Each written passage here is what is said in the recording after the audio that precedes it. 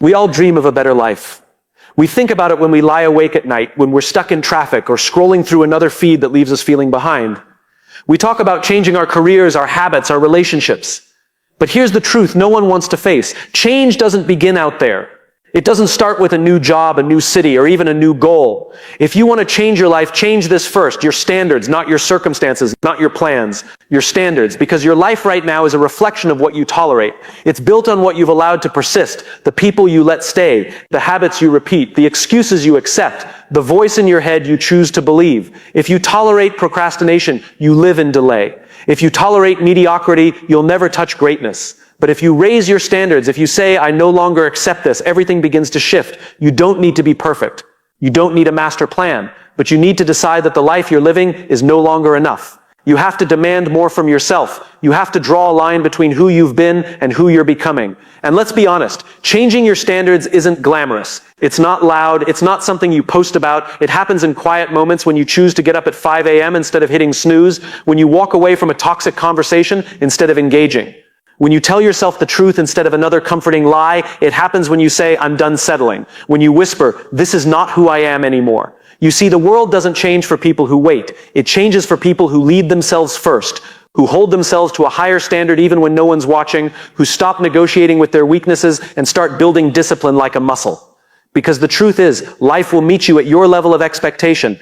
If you expect very little, you'll get exactly that. But if you expect more from yourself, from your environment, from the way you show up, you raise the bar for your life. You raise the bar for your relationships. You no longer tolerate emotional laziness. You start surrounding yourself with people who inspire you, not drain you. You raise the bar for your work. You stop doing just enough to get by. You start pursuing excellence even when it's uncomfortable.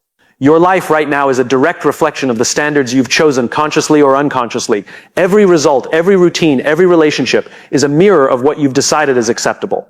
This is a hard truth, but it's also incredibly liberating, because it means you're not stuck. You're not trapped by fate or by the opinions of others. You're simply living out the standards you've accepted. And when you decide to raise those standards, your life begins to change. Most people think that change comes from doing something big, starting a business, moving to a new city, chasing a massive goal. But the most powerful change begins in the smallest, most personal places, the way you talk to yourself, the way you show up each day, the effort you bring to the seemingly insignificant tasks. If you accept low energy, you will get low results. If you tolerate inconsistency, you'll experience chaos. But when you decide that certain things are no longer acceptable, not because someone told you so, but because your vision for your life demands more, that's when transformation begins. It starts with the simple decision, I don't tolerate excuses anymore. I don't tolerate people who bring out the worst in me. I don't tolerate the habit of starting strong and quitting halfway. These aren't dramatic declarations, they're quiet commitments. Standards you hold when no one's watching. Think about it. What do you do when no one's around? How do you show up when there's no external reward? That's where your real standards live. And often those standards have been shaped not by your potential, but by your patterns. Maybe you've gotten used to being good enough. Maybe you've learned to settle, to shrink yourself just enough to stay safe. But good enough is not where fulfillment lives. Growth lives at the edge of discomfort, and raising your standards pulls you there. High standards don't mean perfection. They don't mean living a rigid, joyless life. They mean living with clarity. It's knowing what matters most to you and refusing to compromise on it. It's deciding that you deserve to live with intention, not on autopilot. And it's understanding that your standards are not just about your results, they shape your identity. If you want to become someone who is disciplined, you have to set a standard that says, I do what I say I will do. If you want to be someone who is respected, you have to raise your standard to say, I treat people with respect, and I won't allow disrespect in return. Your standards are not just rules, they are statements about who you are, and here's what happens when you raise them. You begin to lose things, you lose excuses, you lose relationships that no longer align, you lose habits that kept you small, but you also gain. You gain clarity, you gain momentum, you gain a deeper trust in yourself because you're no longer living by default, you're living by design. This is not about arrogance or ego, it's about alignment, living a life that reflects who you truly are, not just what you've gotten used to, and that starts with the standards you set today. If you want to be healthy, your standards around food, movement, and sleep must reflect that. If you want to grow in your career, your standard for effort, learning, and resilience must rise. It's not about hoping for a better life. It's about expecting more from yourself first, because once you raise your standards, everything else adjusts. Your choices, your habits, your boundaries, they all begin to shift in service of that higher standard. You don't need to control every outcome. You just need to control your standard and let that guide the way. In the end, change doesn't start with motivation. It doesn't even start with goals. It starts with saying, this is no longer acceptable in my life. That quiet moment of decision creates a ripple effect, and over time, that ripple becomes a new reality. Your life is a reflection of what you've chosen to tolerate. Raise the standard and watch how everything begins to rise with it. Real change never starts with what's outside of you. It doesn't begin with a new job title, a relationship, a different city, or the number in your bank account. True, lasting change starts internally. It starts with your mindset, your beliefs, your self-awareness, and your willingness to confront the truth about who you are and who you want to become. It's tempting to believe that our problems can be solved by changing our circumstances, that if we just moved somewhere new, met different people, or switched paths, everything would fall into place. But no matter where you go or what you change on the outside, you take yourself with you. Your thoughts, your patterns, your habits, they follow you. And if those don't change, your life won't either. It might look different for a moment, but eventually it will return to the same emotional state, the same level of fulfillment or frustration you had before. That's because the foundation of everything we experience is internal. How you feel about your life is shaped more by your perspective than your situation. Two people can have the same job, the same income, the same opportunities, and one thrives while the other feels stuck. Why? Because one has done the internal work. They've built resilience. They've developed clarity. They've taken responsibility for their choices and attitude. Internal change means becoming aware of the stories you tell yourself, the invisible scripts that shape your actions. Maybe you've told yourself for years, I'm just not disciplined, or I always mess things up, or people like me never succeed. These beliefs operate beneath the surface, guiding your decisions and limiting your growth. Until you change them, you'll keep repeating the same cycles. You can try to act differently for a while, but without an internal shift, you'll be pulled back to your old default. Change begins the moment you stop outsourcing your power. It happens when you stop blaming your past, your parents, your boss, or your circumstances, and you start asking, what's my part in this? What can I control? What can I change in me? That's where transformation begins. It's uncomfortable, it's humbling, but it's also empowering, because when you realize the change starts inside you, you're no longer waiting for permission. You're no longer a victim of what's happening around you. And this internal work is not just about positive thinking or saying affirmations. It's deeper than that. It's about examining your values, challenging your limiting beliefs, confronting your fears, and building emotional discipline. It's about learning to manage your thoughts instead of being ruled by them. It's about healing what needs to be healed, not covering it up with temporary distractions or surface-level changes.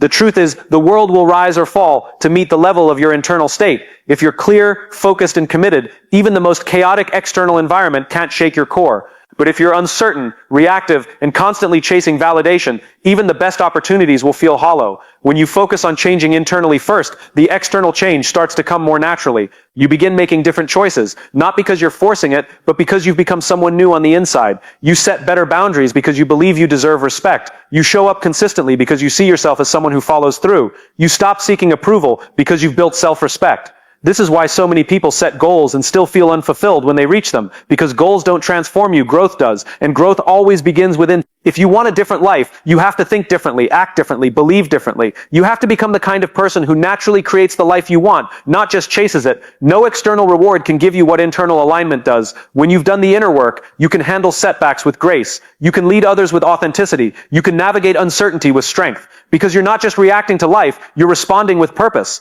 So if you're ready to change your life, don't start by rearranging the outside. Start with the only thing you truly control, yourself, your thoughts, your beliefs, your choices. Because when the inside changes, the outside has no choice but to follow. Raising your standards isn't about wishful thinking or talking about the life you want. It's about taking full ownership of who you are, how you live, and what you're willing to demand from yourself. Change doesn't come from hoping things get better. It comes from a decision, a quiet, firm decision to no longer live below your potential, and that decision requires ownership, total, unapologetic ownership. Ownership is the opposite of blame. It's the refusal to point fingers at your past, your environment, or the people around you. It's looking in the mirror and saying, if this is my life, then it's on me. Not in a way that creates guilt, but in a way that gives you power. Because as long as you blame anything or anyone else, you've handed away the power to change. We all have moments when things feel unfair, when life hits us with pain, rejection, or failure that wasn't our fault. But even in those moments, you still get to choose how you respond. Ownership doesn't mean everything is your fault. It means everything is your responsibility. There's a difference. Responsibility means you take control of how you move forward. It means you stop waiting to be rescued and start building from where you are. When you raise your standards, you're not just saying, I want better. You're saying, I expect more from myself, and I will do what's necessary to meet that expectation. That kind of mindset demands discipline, consistency, and integrity. It means showing up when it's hard. It means holding yourself accountable even when no one is watching. It means no more hiding behind excuses, distractions, or the illusion of being busy. Raising your standards might require letting go of some comforts. You may have to give up habits that numb you, environments that enable your old self, or relationships that don't challenge you to grow. It's not always easy, but it's necessary. Because you cannot hold on to who you've been and step into who you're meant to become at the same time. Ownership is about closing the gap between your potential and your behavior. And the moment you begin to take ownership, something shifts inside you. You start to realize that discipline is freedom, that structure is power, that saying no to lesser things allows you to say yes to something greater. You stop negotiating with weakness. You stop living by emotion. You start doing what's right for your future self, not just what feels good in the moment. It also means you stop waiting for permission. You stop waiting to feel ready. You stop waiting for someone else to show you the way. People with high standards create their own roadmap. They lead themselves. They take action, learn from failure, and keep going. Not because it's easy, but because they've made a commitment to grow. Owning your life also means telling yourself the truth, not sugarcoating your patterns or rationalizing poor decisions. It's having honest conversations with yourself about where you've been avoiding effort, where you've been inconsistent, and where you've allowed your standards to drop. That level of honesty is not about shame. It's about alignment. When your behavior aligns with your standards, you become unstoppable. You begin to trust yourself. You build confidence not by hyping yourself up, but by watching yourself follow through on what you say you'll do.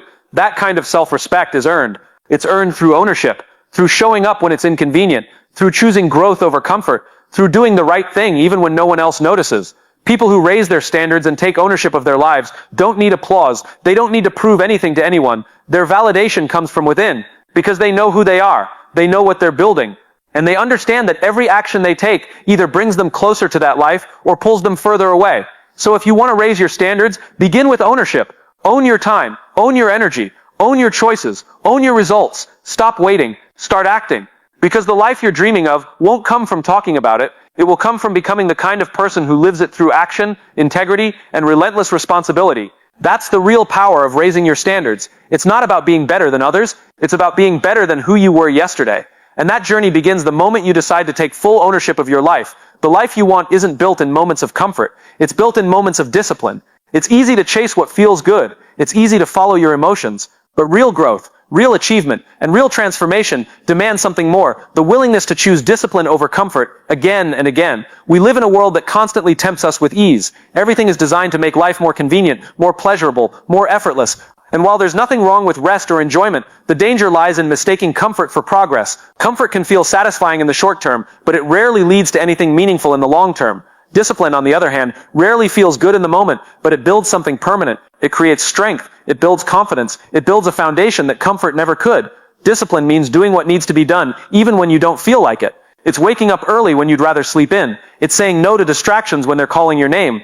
It's showing up and putting in the reps, physically, mentally, emotionally, even when your motivation is gone. Because motivation is unreliable. It comes and goes. Discipline doesn't ask how you feel. It asks who you want to become. Choosing discipline over comfort is an act of leadership, not over others, but over yourself. It's a way of saying, I don't serve my emotions, I serve my purpose. That kind of mindset builds character. It builds trust in yourself because when you consistently follow through, even when it's hard, you start to believe in your own power. You start to rely on your own word. The people who accomplish extraordinary things aren't the ones who always feel inspired. They're the ones who show up regardless. They've built a habit of choosing what's necessary over what's easy. They've trained their minds to delay gratification in exchange for something more valuable: growth, freedom, mastery. Comfort, by its nature, keeps you stuck. It convinces you to stay where it's safe, where it's familiar. But growth only happens at the edge of that comfort zone. Every time you resist the urge to retreat into ease, you expand your capacity. You build mental toughness. You build endurance. You get a little bit stronger, not just physically, but in willpower, in resilience, in clarity. Discipline is the invisible work that no one sees. It's the hours you put in when no one is watching. It's the small, consistent choices that compound over time. And while it may feel boring or repetitive, it's exactly that repetition that creates transformation. There's no shortcut. There's no magic. Just daily discipline, stacked over weeks and months and years. But here's the truth. Discipline isn't about being harsh on yourself. It's not about burnout or self-punishment. It's about love. Deep, forward-looking love. The kind of love that says, I care about my future self enough to make hard choices now.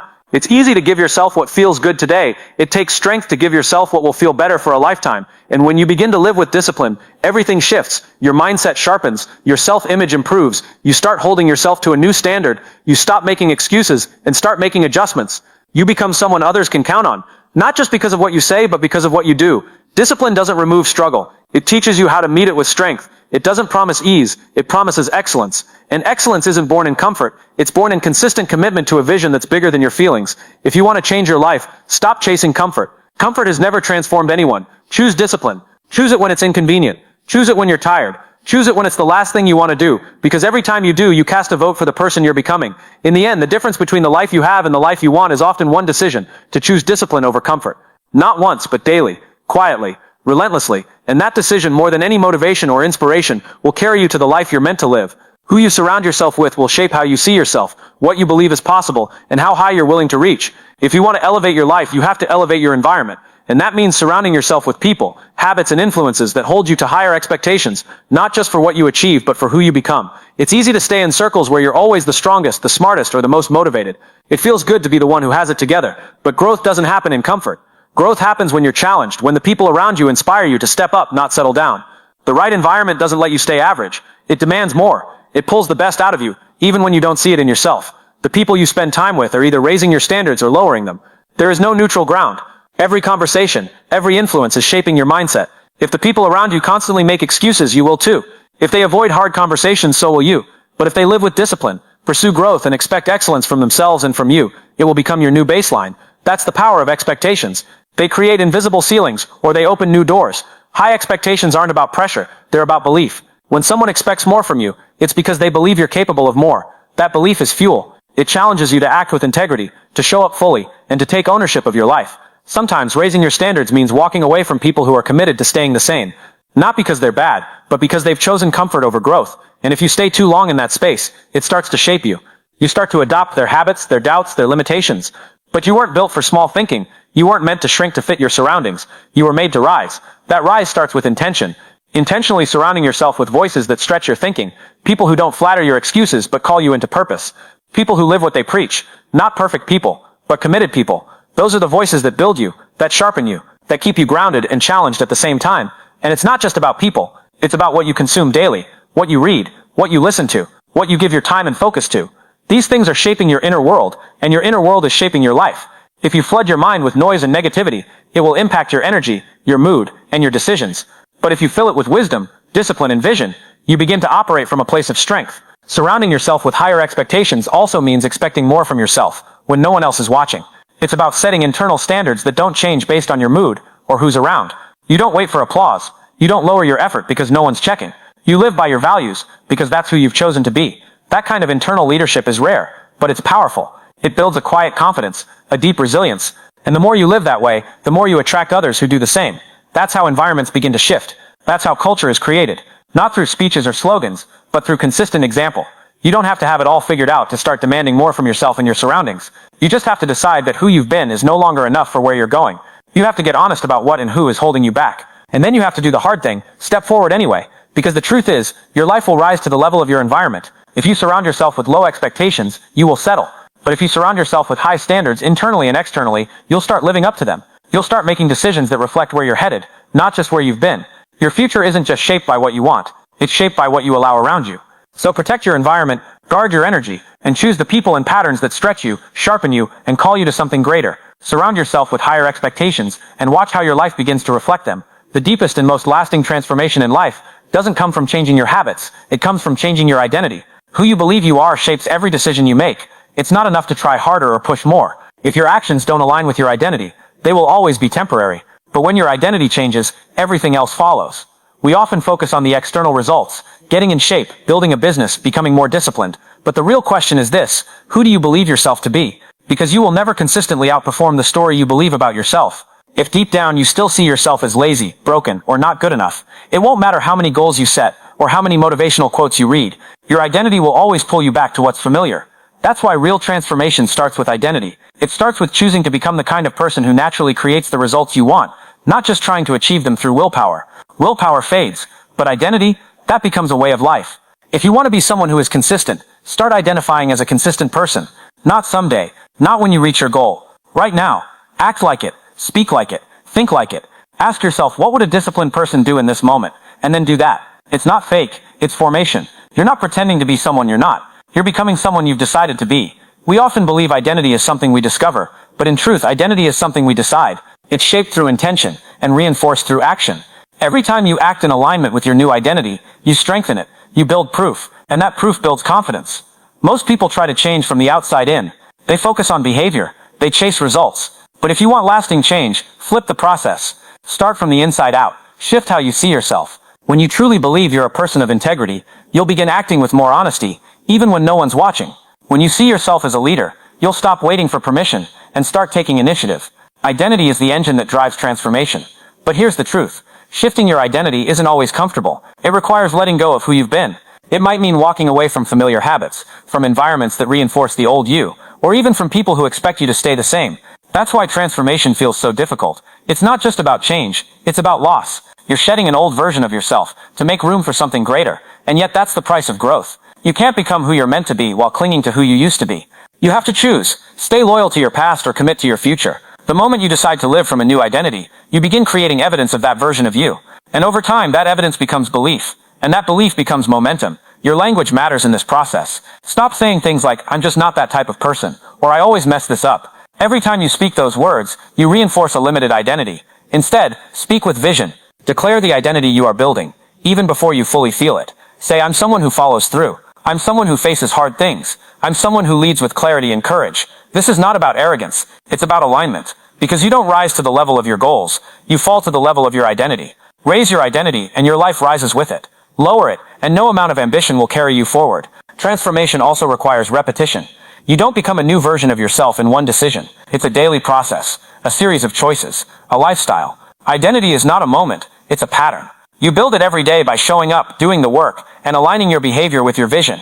And as your identity changes, you'll begin to attract different opportunities. You'll say no to things that once tempted you. You'll pursue paths you once felt unqualified for.